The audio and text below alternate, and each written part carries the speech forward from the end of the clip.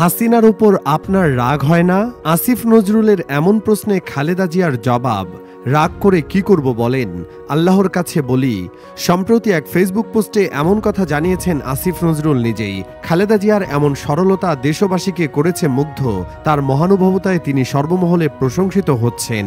স্বৈরাচার হাসিনার শাসনামলে নিপীড়নের শিকার হয়েছিলেন বিএনপি চেয়ারপারসন বেগম খালেদা জিয়া। কারাবন্দী থাকার পর দীর্ঘদিন ছিলেন ঘরবন্দী, এমনকি চিকিৎসার জন্য তাকে দেশের বাইরেও যেতে দেওয়া হয়নি। এসব বিষয় নিয়ে অন্তর্বর্তী সরকারের আইন উপদেষ্টা আসিফ নজরুল খালেদা জিয়ার কাছে সরাসরি জানতে চেয়েছিলেন এসব কিছুর জন্য শেখ হাসিনার ওপর তার রাগ হয় কিনা। উত্তরে খালেদা জিয়া বলেছিলেন, রাগ করে কি করব বলেন, আল্লাহর কাছে বলি। আজ ৬ জানুয়ারি সোমবার আসিফ নজরুল খালেদা জিয়ার সঙ্গে সাক্ষাতের স্মৃতিচারণ করে নিজের ভেরিফাইড ফেসবুক পেজে এক স্ট্যাটাসে এসব কথা বলেন। পোস্টে তিনি বলেন, চিকিৎসার জন্য নভেম্বরে বেগম খালেদা জিয়া বিদেশে যাওয়ার সম্ভাবনা ছিল। সেরকম একটা সময়ে আমি তার সাথে সৌজন্যমূলক সাক্ষাৎ করতে যাই।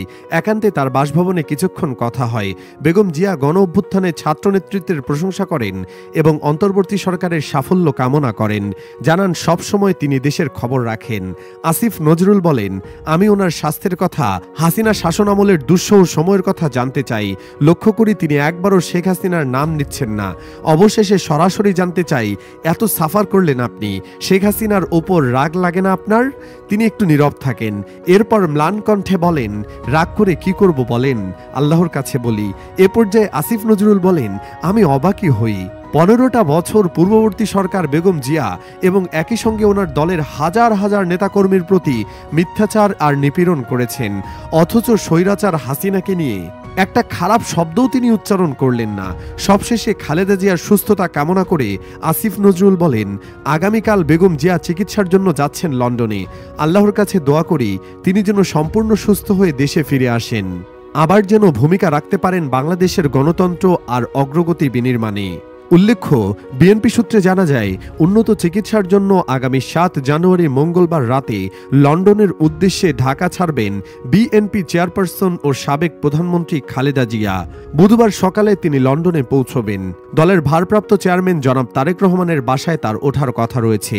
জানা গেছে, খালেদা জিয়াকে বহনের জন্য এয়ার অ্যাম্বুলেন্সটি পাঠাচ্ছেন কাতারের আমির তামিম বিন হাম্মাদ আল থানি। এয়ার অ্যাম্বুলেন্সটি আজ সোমবার সন্ধ্যায় ঢাকায় পৌঁছানোর কথা আছে।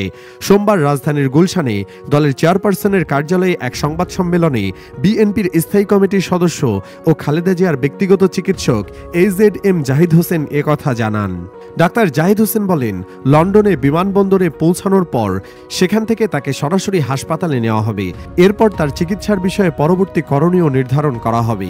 তিনি বলেন, লন্ডনে পৌঁছানোর পর তাকে অভ্যর্থনা জানাবেন বিএনপির ভারপ্রাপ্ত চেয়ারম্যান ও তার ছেলে তারেক রহমান ও পুত্রবধূ জুবাইদা রহমান।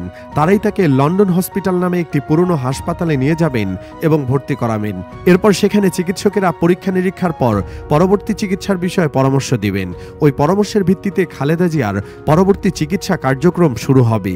উল্লেখ্য, খালেদা জিয়ার এই লন্ডন যাত্রার মধ্য দিয়ে দীর্ঘ ৭ বছর পর দেখা হচ্ছে মা ছেলের। দীর্ঘ এই সময় ধরে বিএনপি চেয়ারপারসন ও সাবেক প্রধানমন্ত্রী বেগম খালেদা জিয়ার সঙ্গে সশরীরে সাক্ষাৎ হয়নি তার ছেলে ও দলটির ভারপ্রাপ্ত চেয়ারম্যান তারেক রহমানের। অবশেষে এই দূরত্ব এবং কষ্ট ঘুচতে চলেছে।